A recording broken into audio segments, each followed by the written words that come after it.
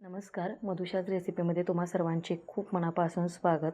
तर मस्त असे आज आपण गणपती बाप्पाच्या आवडीचे तांदळाच्या पिठाचे उकडीचे मोदक बनवतोय. मोदक अगदी बनवायला साधा सोपा आहे आणि खायलासुद्धा तितकाच चविष्ट. तर सुरुवातीला आपण याचं सारण बनवून घेऊयात.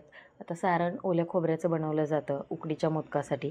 तर सुरुवातीला मी इथे एक पॅन गॅसवरती ठेवला आहे आणि त्याच्यामध्ये 1 चमचा साजूक तूप घातलं आहे. शक्यतो तूप घालायची गरज नसती, पण घातलं तर त्या मोदकाला छान असा सुवास येतो आणि जे आपण सारण बनवतो आहे त्यालासुद्धा छान बाइंडिंग येतं. कारण जे आपण खोवलेलं ओलं खोबरं असतं त्याला अंगचं तेल सुटतं. त्याच्यामुळे तुमच्याकडे जर तूप नसेल, नाही घातलं तरीसुद्धा चालेल. 1 वाटी भरून मी ते ओलं खोवलेलं खोबरं घेतलं आहे. त्या जर तुम्हाला खोबरं खोवता येत नसेल तर काय करायचं, खोबऱ्याचा जो मागचा काळपट भाग असतो तो पूर्णपणे काढून टाकायचा आणि खोबरं मिक्सरला जाडसर असं वाटून घ्यायचं. मस्त असा ओल्या खोबऱ्याचा चव तयार होतो. आता ओल्या खोबऱ्याचा चव 2 मिनटं तुपामध्ये छान असा परतून घेतल्यानंतर थोडासा हलका होतो म्हणजे कोरडा होतो. त्याच्यानंतर अर्धी वाटी गूळ त्याच्यामध्ये घालायचा आहे. जर तुमच्याकडे 1 कप खोबऱ्याचं चव असेल तर अर्धी वाटी याच्यामध्ये गूळ घालायचा. तुम्ही इथं गुळाऐवजी समप्रमाणामध्ये साखरसुद्धा वापरू शकता. तेवढीच अर्धी वाटी साखर घातली तरीसुद्धा छान असे मोदक तयार होतात.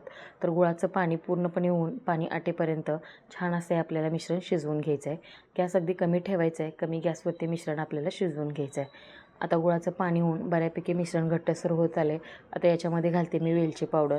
तुम्हाला जर ड्रायफ्रूट आवडत असतील तर तुम्ही याच्यामध्ये ड्रायफ्रूटसुद्धा घालू शकता. पूर्णपणे ऑप्शनल आहे. आणि हे बघा मस्त असं आपलं सारणसुद्धा इथं बनवून तयार झालं आहे. आता हे सारण तुम्ही वेगवेगळ्या मोदकासाठी सुद्धा वापरू शकता. असं नाही की फक्त उकडीच्याच मोदकाचं हे सारण आहे. तर आता आपण याची उकड काढून घेऊयात. तर 2 वाटी इथं मी घेतले पाणी.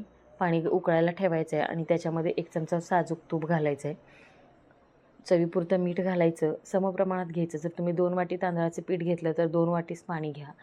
तुम्ही कोणत्याही भांड्याने घ्या, पण मोजून घ्या म्हणजे तुमचं मेजरमेंट चुकणार नाही आणि परफेक्ट मोदकसुद्धा तयार होतील.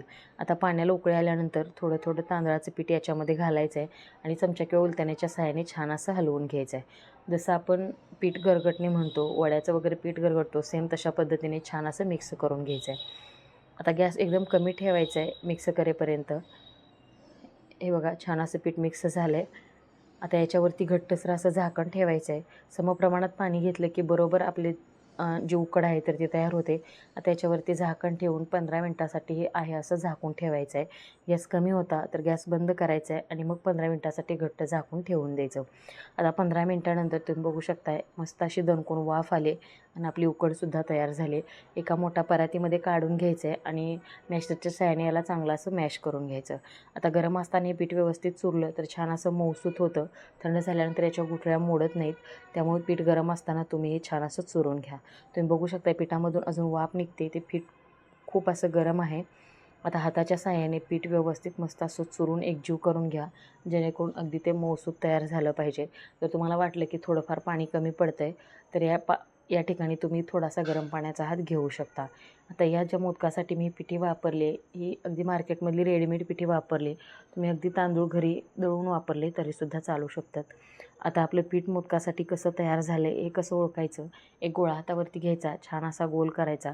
जर त्याला चिरा नाही गेला तर समजायचं की उकड आपली परफेक्ट तयार झाली. आता इथे मी साच्याच्या साहाय्याने मोदक बनवणार आहे. सुरुवातीला तर साच्याला थोडंसं साजूक तूप लावून घ्यायचं आहे म्हणजे मोदक जो आहे तो अजिबात त्याला चिकटणार नाही, अगदी अलगद बाजूला होईल. तर साचा बंद करायचा आहे. एक लांबट आकाराचा गोळा घ्यायचा आणि साच्याला आतून चारी बाजूने छान असतं पीठ व्यवस्थित चिकटवून घ्यायचं. हे बघा अशा पद्धतीने गोळा साच्यामध्ये प्रेस करून घ्यायचा आहे आणि त्याला मध्ये खोल करून घ्यायचं म्हणजे आपण त्याच्यामध्ये सारण भरू शकतो. ते बघा बोटाच्या मदतीने छान असं होल करून घेतलं आहे.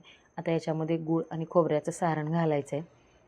उकडीच्या मोदकामध्ये सारण अगदी थोडंसं जास्त घालायचं. सारण जर जास्त असेल तरच उकडीचा मोदक हा खायला टेस्टी लागतो. तर सारण भरून घेतले आणि वरतून परत एकदा मोदक आपण पॅक करून घ्यायचा. ते बघा अशा पद्धतीने छान असा मोदक आपला तयार करून झाला आहे. आता अगदी अलगद चमच्याच्या साहाय्याने हा साच्यातून मोदक आपण वेगळा करूयात. आणि तुम्ही बघू शकता किती सुंदर आणि सुबक पाकळ्यांचा आपला मोदक तयार झाला आहे. तुम्हाला जर सुरुवातीलाच तुम्ही पहिल्यांदा मोदक बनवताय आणि जर तुम्हाला मोदकाच्या पाकळ्या किंवा मोदक बनवता येत नसेल तर अशा पद्धतीने साच्याचा वापर करून तुम्ही अगदी मस्त आणि सुबक असे मोदक तयार करू शकता. अशा पद्धतीने मी छान असे इथं मोदक तयार करून घेतलेले आहेत. जी मी 2 वाटी पिठाचं प्रमाण घेतलं होतं यामध्ये साधारणतः 25 मोदक बनवून तयार होतात सेम आकाराचे. जर तुम्ही साच्याच्या साहाय्याने मोदक बनवले तर सगळे मोदक अगदी एकसारखे दिसतात. आता हे मोदक छान आपण उकडून घेऊयात.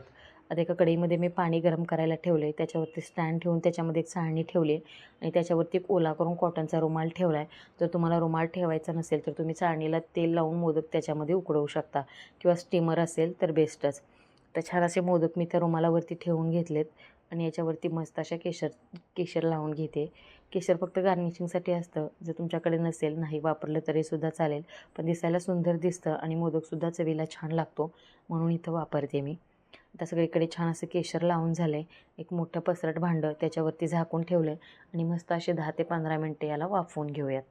एक 10-15 मिनटानंतर तुम्ही बघू शकता मोदकाला मस्त अशी वाफ आली आहे आणि मोदकसुद्धा छान आपले उकडवून झालेत. अगदी आकार छोटा होता, ते उकडल्यामुळे थोडेसे मोठेसुद्धा झालेले आहेत आणि मस्त असे आपले उकडीचे मऊ लुसलुशीत मोदक तयार झालेत. तर तुम्ही इथं बघू शकताय किती छान मोदक दिसत आहेत. अगदी आतमधलं सारण दिसते इतका मोदक आपला ट्रान्सपरंट आणि पूर्णपणे वाफवलेला आहे. मी तुम्हाला फोडूनसुद्धा दाखवते की किती मऊ लुसलुशीत मोदक तयार झाला आहे आणि अगदी पांढरा शुभ्रसुद्धा. मस्त अशी वरून तुपाची धार घालून अगदी गरमागरम मोदक तुम्ही खाऊ शकता आणि मस्त असे गणपती बाप्पालासुद्धा आवडतील अशा प्रकारचे मोदक आपले इथं तयार झालेत.